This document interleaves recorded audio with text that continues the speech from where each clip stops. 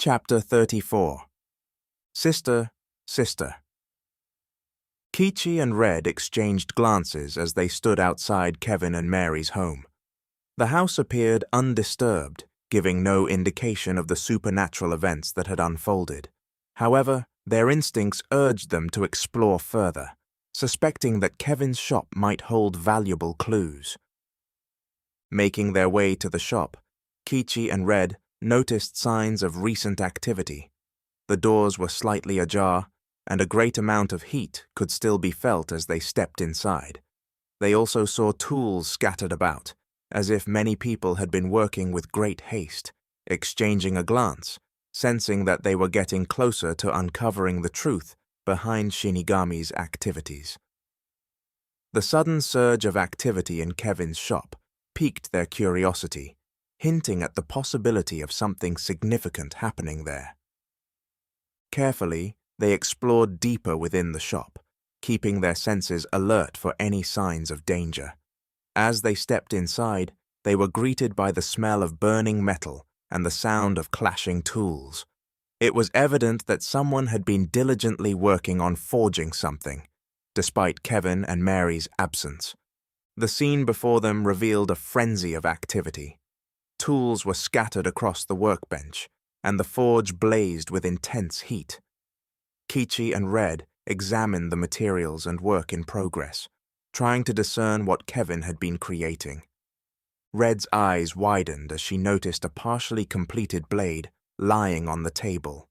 Its craftsmanship was extraordinary, and she recognized the intricate details reminiscent of the crimson katana. "Kichi, look at this," Red whispered, pointing at the blade. "It's the same style as the crimson katana. Kevin was forging another one."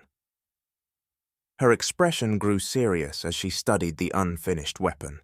It seemed that he had been entangled in a deeper connection with Shinigami and the dark forces that lurked within the blade than they had understood. "We need to find Kevin and confront him," Kichi said, her voice laced with determination. "Wait, how many of these do you think he has made?" Red looked around the large shop. "From what I can sense and the number of shoe prints on the floor, it wasn't just him." With renewed urgency, Kichi and Red left Kevin's shop, their minds racing with questions. They needed to locate Kevin and extract the truth from him, even if it meant facing the dangers that lay ahead. "Ring, ring, ring, it's Riley," Kichi informed Red, who was sniffing the air and other sections of Kevin's shop. "We're on our way, Riley. Tell us the location, and we'll be there." Right after hanging up with Riley, Kichi asked, "What is it?" Red sniffed for a bit longer before replying, "Not sure, but probably just a coincidence. Something I don't think I have smelled in hundreds of years, but it really couldn't be. Where are we going?" she asked to change the topic. Letting the matter go, Kichi informed Red that Riley may have a location Shinigami is held up in. Red's curiosity piqued by the familiar scent. She couldn't help but be in disbelief. She couldn't believe that the smell is what she believed it to be. However, wanting Kichis to focus on their current mission rather than what she may or may not smell, she changed the subject and asked about their next destination. Kichi glanced at Red, her eyes reflecting a mix of concern. Riley mentioned a possible location where Shinigami might be hiding. "We're heading there now," she replied. Kichi led the way towards the designated location. They navigated the city streets, their senses heightened and ready for any unforeseen challenges that lay ahead. The urgency of their mission weighed heavily on their shoulders, knowing that the fate of countless lives rested in their hands. Nearing the destination, Kichi's mind raced with thoughts about their plan of action. They needed to approach the situation cautiously, gathering as much information as possible before making their move. Reaching the location, Kichi and Red prepared themselves mentally for what they might encounter. They stepped out of their vehicle, taking a moment to survey the surroundings, searching for any signs of Shinigami's presence. Their instincts guided them, leading them towards a seemingly inconspicuous building. "There it is," Kichi said, pointing towards the structure. According to Riley, this is where Shinigami might be hiding. Red nodded, her eyes sharpening as she focused, her senses heightened as she detected a familiar fragrance in the air, causing her anxiety to surge. It was the same scent she had encountered at Kevin's shop, and it triggered memories from over 500 years ago. Her heart sank as she recognized the scent as belonging to her evil sister, another fox witch. But it couldn't be, because she had been vanquished for creating such unforgivable evil. The realization struck her with a mix of fear and uncertainty. How was it possible that her sister was involved in this situation? What role did she play in the emergence of Shinigami? Red's mind raced with questions, but she knew that now was not the time to dwell on the past. Suppressing her apprehension, Red shared her discovery with Kichi.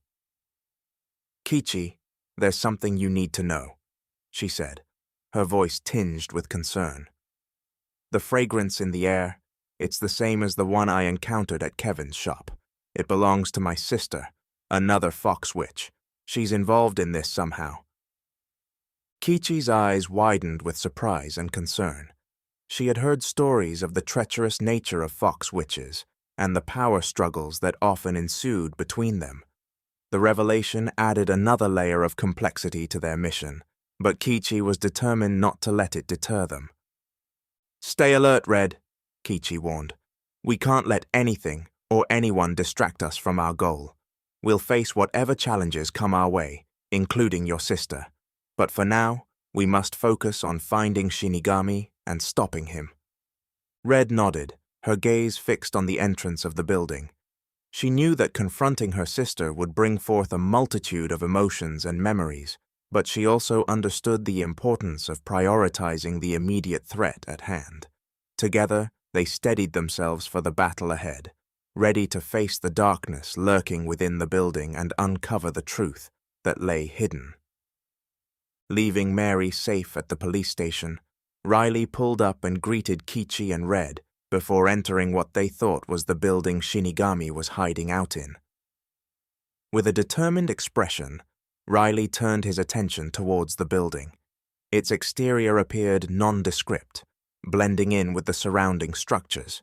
However, they knew that danger lurked within those walls, and they were prepared to face it head-on.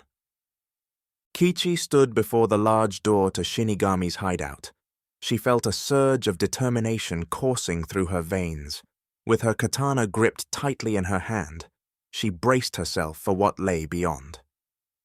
Riley and Red positioned themselves closely behind Kichi, their presence a source of strength and support. They knew that the battle ahead would be fierce and unforgiving, but they were resolved to face it together. Red, utilizing her magical abilities, summoned a swirling white cloud of smoke that enveloped the large door to Shinigami's hideout.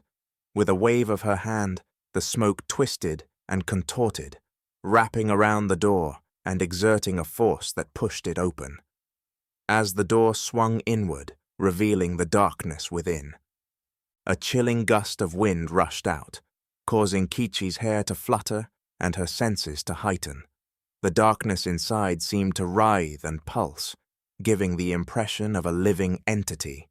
Yet Kichi stood her ground, unyielding in the face of the unknown. The room before them was shrouded in darkness, making it difficult to discern its dimensions and contents. While the chaotic scene unfolded, Riley, Red, and Kichi were confronted by the shadowy figure of the Fox Witch. The eerie atmosphere was tinged with tension as their conversation took a dark turn. "Oh shit, don't tell me your sister?" Riley said, looking over to Red. Riley's shocked exclamation about the identity of the figure echoed through the chamber, highlighting the unexpected presence of Red's sister.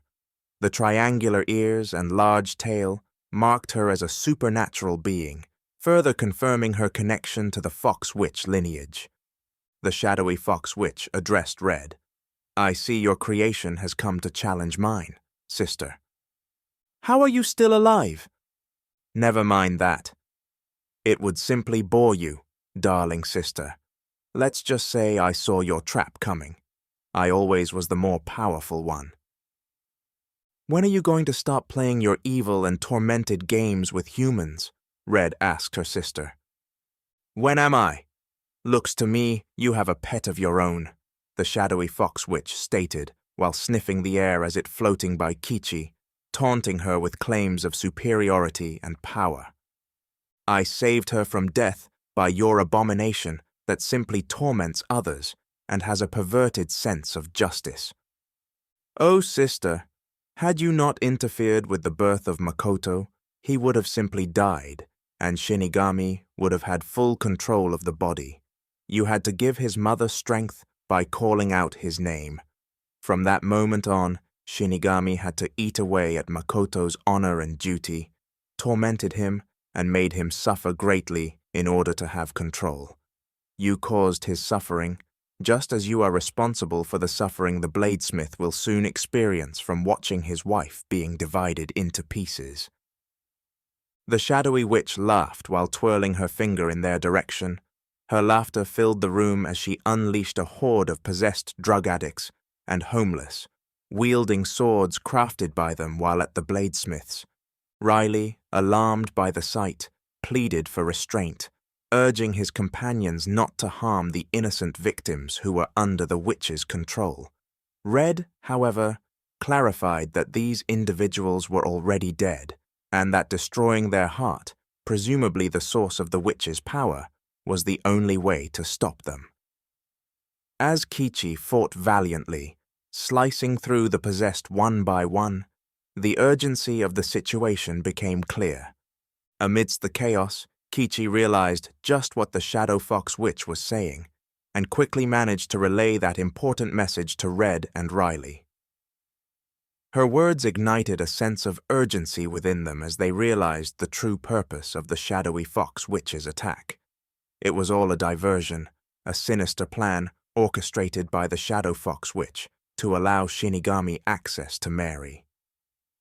They needed to make their way to the police station immediately, as Shinigami was targeting Mary with the intent of forcing Kevin to surrender his own life. The fate of both Mary and Kevin hung in the balance, and time was of the essence. With purpose fueling their actions, Red, Riley, and Kichi pressed forward, fighting their way through the remnants of the horde. They prayed that they could reach the police station in time to save Mary and prevent the devastating consequences that awaited if Shinigami succeeded in his twisted plan.